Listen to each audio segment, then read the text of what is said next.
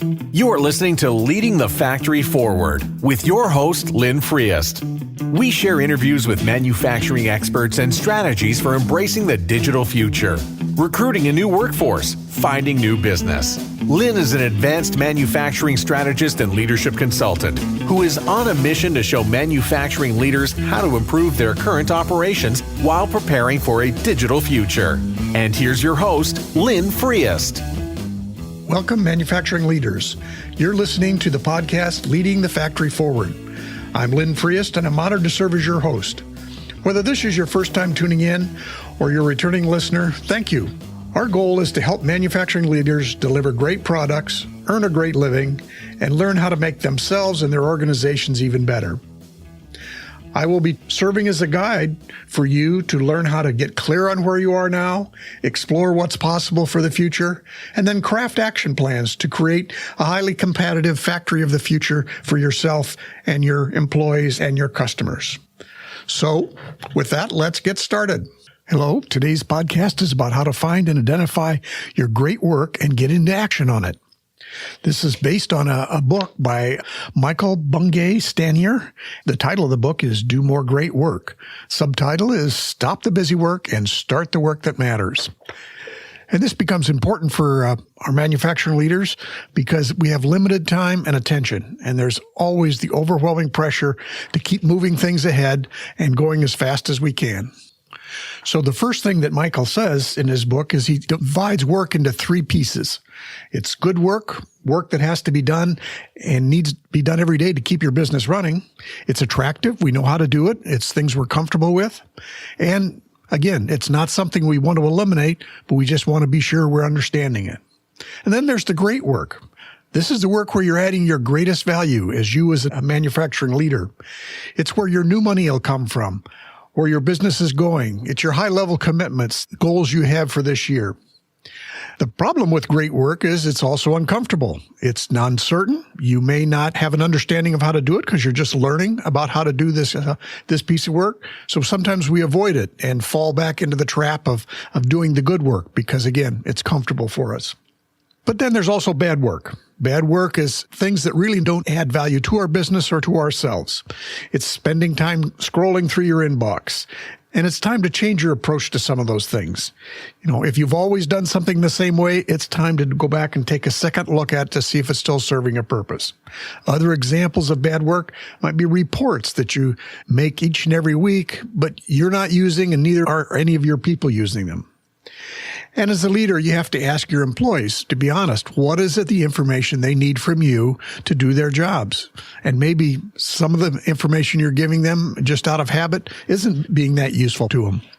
So again, we just have to make sure we understand what is useful and how we can best serve ourselves and our employees and our business. We all say we're busy, and it's very true. There's unlimited opportunities of tasks and things to fill up our time. But again, it's an idea of we have to step back occasionally, get on the balcony, as it were, and look over what it is we're doing as an individual leader and how is our business doing things too. One of the things we like to feel we're good at is multitasking. Again, it appears that from a lot of the research is you just switch tasks, and we're not all that good at it. It's often been said that if you're doing a solid piece of work and you are interrupted or switch to something else, it can take up to 20 minutes to really get back to where you were when you were doing that piece of work before. So again, we sometimes think we can do multiple things, but especially in terms of great work where it requires a fair amount of energy and attention, it's probably not best to be thinking about how to multitask when you're focusing on that high level, really important work. Now, as far as identifying the great work, some of it gets to, you have to really, again, get back on the balcony, look at your business, and think about questions like, why are you getting repeat customers? Why are customers really coming to you? Often in my work with small companies, medium-sized companies, I hear them use words like responsive. They're flexible. They're timely. And they guarantee quality. So again, those are the things that I hear actual leaders say that are winning them repeat business. So as you spend your time, how are you actually working on helping your business become more responsive, more flexible, more timely, and guaranteeing quality? Or are you spending your time creating reports? Or are you out chasing material? Are you doing things that maybe other people could be doing for you?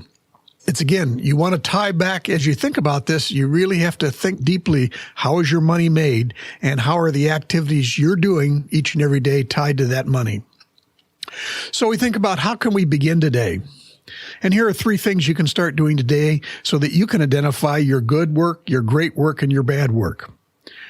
Raise your own level of self-awareness mentally, physically.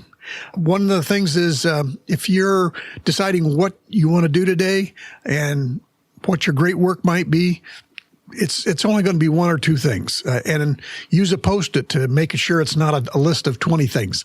So all you do is put 2 or 3 things on a Post-it, put it on your computer, put it on your bathroom mirror, whatever it is that will remind you of the 2 or 3 things of great work you want to try to move forward today. Another thing you can do is list out your daily routine. Just think back, okay, what were the time blocks I had yesterday? How did I spend my time? What are the things that really I thought moved the business forward, and what are the things maybe that didn't? Again, you can't always say you're going to be doing great work all the time because that's 1, it's very hard to do that. And 2, the business needs the good work to be done to keep it running. It has to run each and every day. So it's not about trying to shift everything you do into great work. It is trying to maybe move the needle a little bit and shift it towards a little more great work, a little more good work, but certainly trying to eliminate bad work wherever it's possible. And then finally, if you really want to dig into it a little more, you can do a weekly time log. And again, just kind of looking at your calendar. You can even have a computer program that'll, set an alarm that every hour or so it'll ding and remind you to just, how did you spend the previous hour? It's another interesting way to find out, okay, how are you really spending your time? Some people that have done research on habits say that around 40% of our day is spent doing work that's a habit.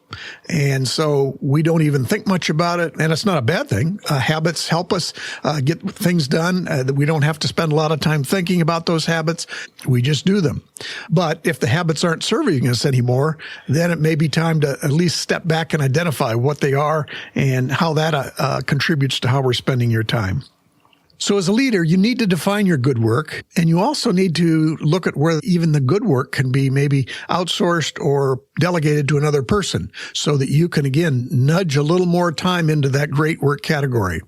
And as a leader, it's also useful to be developing your people, giving them to a higher skill level by moving some of your good work into their good work category. And again, as manufacturing leaders, we always need to be thinking about how we develop our workforce to be even more effective and more successful in their lives. So the final thing then is you kind of have to find a space to think about this stuff. It's always useful, even if it's only a small chunk of time, maybe only 15 minutes or maybe 20 or 30 minutes. But how do you sit back and just kind of reflect on how the previous day went, and then reflect on these earlier exercises of where's your great work, your good work, and your bad work actually occurring. So again, you won't spend all day at this. It's a matter of starting maybe with 10 or 15 minutes of just thinking about it. It's something that has to marinate too. So you think about it, you've put some attention on it, but then just let your mind go to work without spending a lot of time and intensity on it. And it'll be interesting to see what comes up. I have a good friend, Mike Kim, that says change happens through a combination of meditation and movement. So the meditation is the reflection, and the movement is actually taking action then on things that you're noticing. But you do have to sometimes allow that silence to at least be present for a small part of your day so that you can reflect on where's the next step you need to make. So in summary, we've thought about and identified all the work we do and classified them as good work, great work, and bad work. We've talked about how to put your great work into play, and we've understood that it's a process that takes time. You can start today, but it is a process of nudging more of your time into more great work, doing the good work that's required, but possibly looking for others who could do the good work for you. And then the bad work, seeking out and finding those spots where there's a little or no value being added for something you're doing. What's one thing you can do today that will help you identify and spend a little more time on your great work tomorrow? Leave a comment or use a Post-it and just jot it down for yourself. What's your next step for your great work? So that's it for today's episode. The show notes and links to resources mentioned in the podcast will be found on my website, linfriest.com. You can also follow me on LinkedIn and Facebook, and those links will be in the show notes also. I'll also encourage you to leave a review on iTunes and share your comments or suggestions.